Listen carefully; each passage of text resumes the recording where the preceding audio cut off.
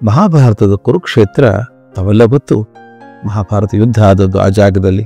ಯುದ್ಧ ಘೋರವಾಗಿ ನಡೀತಾ ಇತ್ತು. ಬಹುಶಃ ಮಾನವ ಜನಾಂಗ ಕಂಡರಿಯದಂಥ ರಕ್ತಪಾತ ಆದದ್ದು ಅಲ್ಲಿ. 18 ಅಕ್ಷೋಹಿಣಿ ಸೈನ್ಯ 18 ದಿವಸದಲ್ಲಿ ನಿಶೇಷ ಆಗೋಯ್ತು. ಅವ್ರು ಹೇಳ್ತಿದ್ರು, ಇಲ್ಲಿ ನೆಲ ಮುಂದೆ ನೀರು ಕೂಡ ಕೇಳಲ್ಲ, ಯಾಕಂದ್ರೆ ಅಷ್ಟು ರಕ್ತ ಕುಡಿದಿದೆ ಅಂತ ಯುದ್ಧ ನಡೆದಿತ್ತು. ಯುದ್ಧ ನಡೆದಾಗ ಈಗಾಗಲೇ 10 ದಿವಸ ಆಗಿದೆ. ಭೀಷ್ಮಾಚಾರ್ಯರು ಶರಶೈಯಲ್ಲಿ ಮಲಗಿ ಯುದ್ಧದಿಂದ ವಿರಮಿಸಿದ್ದಾರೆ. ಈಗ ದ್ರೋಣಾಚಾರ್ಯ ನಾಯಕತ್ವ. ದ್ರೋಣಾಚಾರ್ಯರು ಎಷ್ಟೋ ಶೂರತನದಿಂದ ಯುದ್ಧ ಮಾಡಿದ್ರು ಕೂಡ ಈ ಪಾಂಡವರ ಪಾಳ್ಯದಲ್ಲಿ ಕೆಲವು ಸೈನಿಕರು ಸತ್ತರೆ ಹೊರತಾಗಿ ಪಾಂಡವರಿಗಾಗಲಿ ಅವರ ಮೂಲ ಶಕ್ತಿಗಾಗಲಿ ಯಾವ ನಷ್ಟನೂ ಆಗಿರ್ಲಿಲ್ಲ. ಇದು ದುರ್ಯೋಧನನಿಗೆ ಸಂಕಟ ಆಯ್ತು. ಅವನಿಗನಿಸ್ತು, ಈ ಗುರುಗಳು ಕೇವಲ ಯುದ್ಧದ ನಾಟಕ ಮಾಡ್ತಾ ಇದ್ದಾರೆ. ಸಣ್ಣ ಸಣ್ಣ ಸೈನಿಕರನ್ನು ಹೊಡೆದಾಕ್ತಾರೆ, ಒಬ್ಬರು ಪಾಂಡವ್ರನ್ನ ಹೊಡೆದಾಕಿಲ್ಲ. ಬಹುಶಃ ಇವರು ತೋರಿಕೆಗಾಗಿ ನನ್ನ ಪರವಾಗಿ ಯುದ್ಧ ಮಾಡ್ತಿದ್ರು, ಮನಸ್ಸಲ್ಲಿ ಪಾಂಡವರ ಪರವಾಗಿ ಕೆಲಸ ಮಾಡ್ತಿದ್ದಾರೆ ಅಂತ ಭಾವನೆ ಬಂತವನಿಗೆ. ಒಂದ್ ರಾತ್ರಿ ಆಚಾರ್ಯ ದ್ರೋಣರ ಡೇರೆಗೆ ದುರ್ಯೋಧನ ಬಂದ. ಗುರುಗಳನ್ನ ತರಾಟೆ ತಗೊಂಡ. ತಾನು ಅವ್ರ ಶಿಷ್ಯ ಅನ್ನೋದನ್ನು ಮರೆತು ಅಹಂಕಾರದಿಂದ ಉದ್ದಟತನದಿಂದ ಮಾತಾಡಿದ.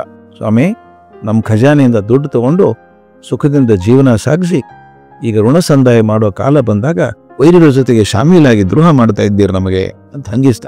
ಇದು ಬಹಳ ಕಷ್ಟ ಗುರುಗಳಿಗೆ. ಶಿಷ್ಯರು ವಿನಯದಿಂದ ಮಾತಾಡಿಸಿದಾಗ ತುಂಬಾ ಸಂತೋಷ ಆಗುತ್ತೆ ಗುರುಗಳಿಗೆ.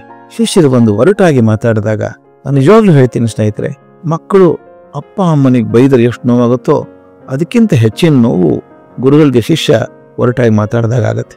ಆಚಾರ್ಯ ತುಂಬಾ ದುಃಖ ಆಯ್ತು. ಏನಪ್ಪ, ನನ್ನ ಶಿಷ್ಯ ಹೀಗೆ ಮಾತಾಡಿದ್ನಲ್ಲ, ಆಯ್ತು ಬಿಡಪ್ಪ, ನಿಮ್ಗೆ ನನ್ನ ಮೇಲೆ ವಿಶ್ವಾಸ ಇಲ್ಲ ಅನ್ನೋದು ಗೊತ್ತಾಯ್ತು, ನಾಳೆ ನನ್ನ ಶಕ್ತಿಯ ಯುದ್ಧದಲ್ಲಿ ತೋರಿಸ್ತೇನೆ ನೋಡೋಕೆಂತೆ ಅಂದ್ರೆ. ಮರುದಿನ ಯುದ್ಧ ಭಯಂಕರ ಆಗಿತ್ತು. ದ್ರೋಣಾಚಾರ್ಯ ಶಕ್ತಿ ಪ್ರದರ್ಶನ ಯಾವ ಮಟ್ಟದ್ದಾಗಿತ್ತು ಅಂದ್ರೆ ಪಾಂಡವರು ಸೇನೆ ತಲ್ಲಣಿಸೋಯ್ತು. ಧರ್ಮರಾಯ ಕಂಗೆಟ್ಟು ಹೋದ.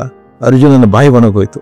ಆತ ಕೃಷ್ಣನ ಕೇಳಿದ, ಕೃಷ್ಣ, ಇಂದ ಆಚಾರ್ಯ ಶಕ್ತಿಯನ್ನು ತಡೆಯೋದೇ ಸಾಧ್ಯ ಇಲ್ಲ ಅಂತ ಅನ್ನಿಸ್ತಾ ಇದೆ, ಅವ್ರನ್ನ ಹೇಗೆ ತಡೆಯೋದು? ಕೃಷ್ಣ ಹೇಳ್ದ, ಇಂದ ಆಚಾರ್ಯರು ಸಾಕ್ಷಾತ್ ಪರಶಿವನೇ ಆಗಿದ್ದಾರೆ, ಅವರನ್ನು ತಡೆಯೋದು ಅಸಾಧ್ಯ. ಅದು ಒಂದೇ ಒಂದು ದಾರಿ ಇದೆ. ಆಚಾರ್ಯರು ಒಬ್ಬನೇ ಮಗ ಅಶ್ವತ್ಥಾಮ ಸತ್ತು ಹೋದ ಅಂತ ನೀನ್ ಹೇಳ್ಬೇಕು. ಆಗ ಎದೆ ಹೊಡ್ಕೊಂಡಂತ ದ್ರೋಣಾಚಾರ್ಯರು ಶಸ್ತ್ರತ್ಯಾಗ ಮಾಡ್ತಾರೆ. ಯಾಕಂದ್ರೆ ಅವ್ರ ಪುತ್ರ ಮೊಹ ಬಹಳ ಬಲವಾದದ್ದು, ಅತಿ ಪ್ರೀತಿ ಮಗನ ಮೇಲೆ. ಹೇಳ್ಬೇಕು ನೀನು ಅಂತ. ಅರ್ಜುನ ಅಂದ, ಛೇ, ಗುರುಗಳೇ ಅಸತ್ಯ ನುಡಿಯೋದು ಹೇಗೆ? ಅಲ್ಲದೆ ಅಶ್ವತ್ಥಾಮ ಚಿರಂಜೀವಿ, ಗೊತ್ತಿಲ್ವ ಅವ್ರಿಗೆ? ನಾವು ಹೇಳಿದ್ದನ್ನು ನಂಬುತ್ತಾರಾ ಅಂತ ಕೇಳಿದ. ಇದು ಕೃಷ್ಣ ಅರ್ಜುನನ್ ಹೇಳಿದಂತ ಮಾತು. ಅವ್ರ ನಡುವೆ ಸಂವಾದ ಆದದ್ದು. ದೂರ ನಿಂತ ಭೀಮ ಈ ಮಾತನ್ನು ಕೇಳಿಸ್ಕೊಂಡ. ಭೀಮನಿಗೆ ಯಾವ ತೊಂದರೆ ಕಾಣಿಸ್ತಿಲ್ಲ.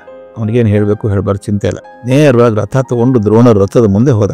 ಯಾಕೆ ಆಚಾರ್ಯರೇ ಇನ್ನೂ ಯುದ್ಧ ಮಾಡ್ತಾ ಇದ್ದೀರಿ? ಮೇಕ ಮಾತ್ರ ಪುತ್ರ ಅಶ್ವತ್ಥಾಮ ಸತ್ತು ಹೋದ್ನಲ್ಲ ಅಂದ. ದ್ರೋಣಾಚಾರ್ಯಗೆ ಸಿಡಿಲ್ ಬಿಡತಂಗಾಯ್ತು. ಒಂದು ಕ್ಷಣ ಕಣ್ಣಿ ಕತ್ಲೆ ಕವಿತು. ಒಂದೇ ಒಂದು ಕ್ಷಣ ಅಂತ ಸಾವರಿಸ್ಕೊಂಡು ನೋಡಿದ್ರು. ಯಾರು ಹೇಳಿದ ಈ ಮಾತನ್ನ? ಭೀಮಸೇನ. ಓ, ಇವನ್ ಹುಂಬ, ಇವನ್ ಮಾತನ್ನ ನಂಬೋಕ್ ಸಾಧ್ಯ ಇಲ್ಲ ಅನ್ಕೊಂಡ್ರು. ಮುಂದೇನಾಗತ್ತೆ? ಅದ್ಭುತ ಆದ್ರು. ಆಚಾರ್ಯರು ನೇರವಾಗಿ ಧರ್ಮರಾಜನ ರಥದ ಕಡೆ ಬರ್ತಾರೆ. ಧರ್ಮರಾಜ, ಭೀಮ ಹಿಂಗ್ ಹೇಳ್ತಾನೆ, ಅವ್ನು ಹೇಳಿ ಸತ್ಯನಾ ಅಂತ ಕೇಳ್ತಾರೆ. ಇದನ್ನ ಗಮನಿಸಿ ಸ್ನೇಹಿತರೆ, ಎಂತ ಅದ್ಭುತ ಅನಿಸುತ್ತೆ ಅಂದ್ರೆ ಮೌಲ್ಯಗಳಂದ್ರೆ ಹೇಗಿರ್ತಾವೆ ಅಂತ. ದ್ರೋಣಾಚಾರ್ಯರು ಕೌರವನ ಕಡೆಗೆ ಸೇನಾಪತಿ, ಧರ್ಮರಾಜ ವೈರಿ ಪಾಳ್ಯದಲ್ಲಿರೋನು, ಪಾಂಡವರ ಕಡೆ, ಪಾಂಡವರ ಹಿರಿಯ ಅವನು. ದ್ರೋಣಾಚಾರ್ಯರು ಧರ್ಮರಾಜನ ಕೇಳ್ತಾರೆ, ಹೌದಾ ಹೇಳಿದ್ ಸರಿನಾ ಅಂತ ಕೇಳ್ತಾರೆ. ದುರ್ಯೋಧನನ ಕೇಳಲಿಲ್ಲ, ತಮ್ಮ ಪಕ್ಷದವ್ರು ಯಾರನ್ನೂ ಕೇಳಲಿಲ್ಲ.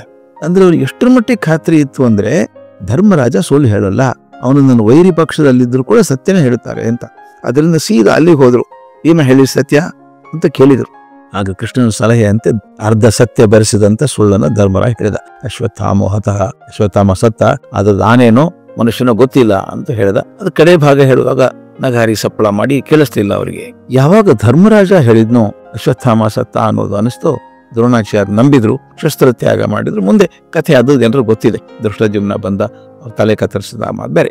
ಈ ಘಟನೆ ನನಗೆ ಯಾಕೆ ಮುಖ್ಯ ಆಗ್ತದೆ ಅಂದ್ರೆ, ನೋಡಿ, ಭೀಮ ಹೇಳಿದ ಮಾತನ್ನ ದ್ರೋಣಾಚಾರ್ಯ ಒಪ್ಪಲಿಲ್ಲ, ಆದ್ರೆ ಅದೇ ಮಾತನ್ನ ಧರ್ಮರಾಜ ಹೇಳಿದ್ರೆ ಒಪ್ಕೊಂಡ್ರು. ಅಂದ್ರೆ ಒಂದು ಮಾತನ್ನ ಒಬ್ಬರು ಹೇಳಿದ್ರೆ ನಂಬುತ್ತೇವೆ, ಮತ್ತೊಬ್ಬರು ಹೇಳಿದ್ರೆ ನಂಬೋದಿಲ್ಲ.